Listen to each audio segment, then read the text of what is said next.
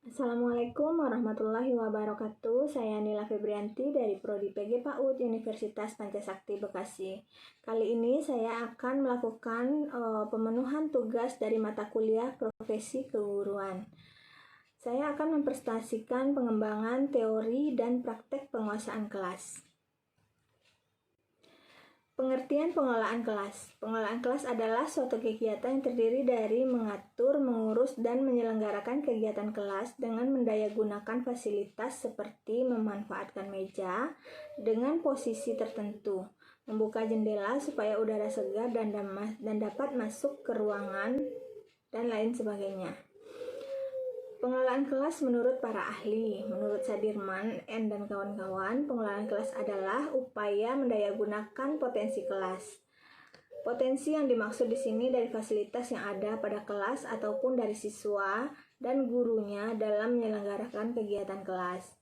Menurut Haidar Nawawi 1989 yang menjelaskan bahwa pengelolaan kelas sebagai kemampuan guru dalam mendayagunakan potensi kelas berupa pemberian kesempatan yang seluas-luasnya pada setiap personal untuk melakukan kegiatan-kegiatan yang kreatif dan terarah, sehingga waktu dan dana dapat dimanfaatkan secara efisien.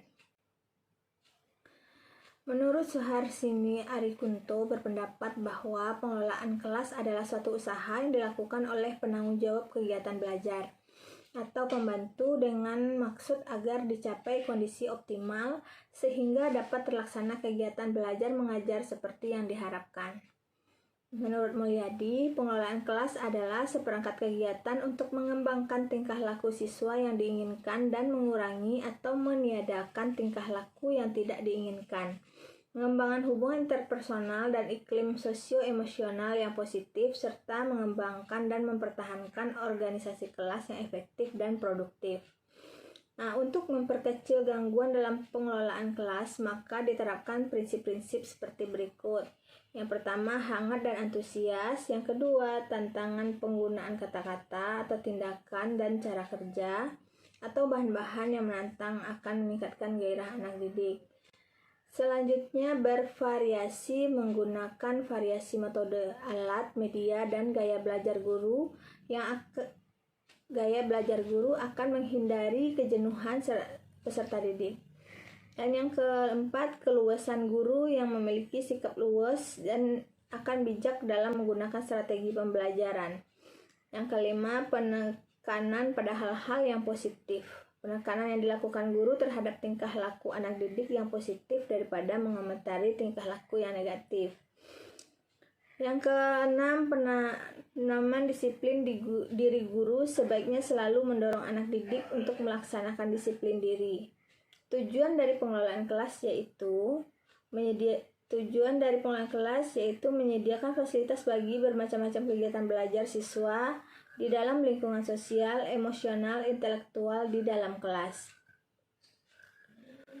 Selain itu, Mulyadi juga menggambarkan tujuan pengelolaan kelas sebagai berikut. Mewujudkan situasi dan kondisi kelas sebagai lingkungan pembelajaran yang memungkinkan peserta didik untuk mengembangkan kemampuan mereka semaksimal mungkin. Yang kedua, menghilangkan berbagai hambatan yang dapat menghalangi terwujudnya interaksi pembelajaran. Yang ketiga, menyediakan dan mengatur fasilitas serta media pembelajaran yang mendukung dan memungkinkan peserta didik belajar sesuai dengan lingkungan sosial, ekonomi, budaya, dan sifat-sifat individualnya. Model pengelolaan kelas. Ada model humanistik, yaitu pengelolaan kelas menekankan pada faktor keunikan setiap peserta didik. Orientasi pendekatan lebih condong ke student center daripada teacher center. Model demokratis juga sangat menghargai perbedaan yang hak-hak setiap peserta didik dan bahkan menekankan pada pentingnya kebebasan bersuara. Model behavioristik pada pengelolaan kelas menekankan pada diberlakukannya konsekuensi perilaku dalam usaha meminimalisasi masalah kelas, di samping menggunakan perilaku tersebut untuk mengoreksi jika perilaku penyimpangan tersebut diulang atau terjadi kembali.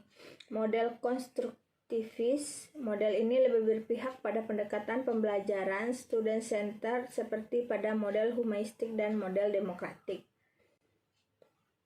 Demikianlah presentasi saya pada hari ini. Semoga apa yang dapat kita sampaikan dapat kita terapkan dan menjadi ilmu yang berguna bagi kita semua. Sekian dari saya. Assalamualaikum warahmatullahi wabarakatuh.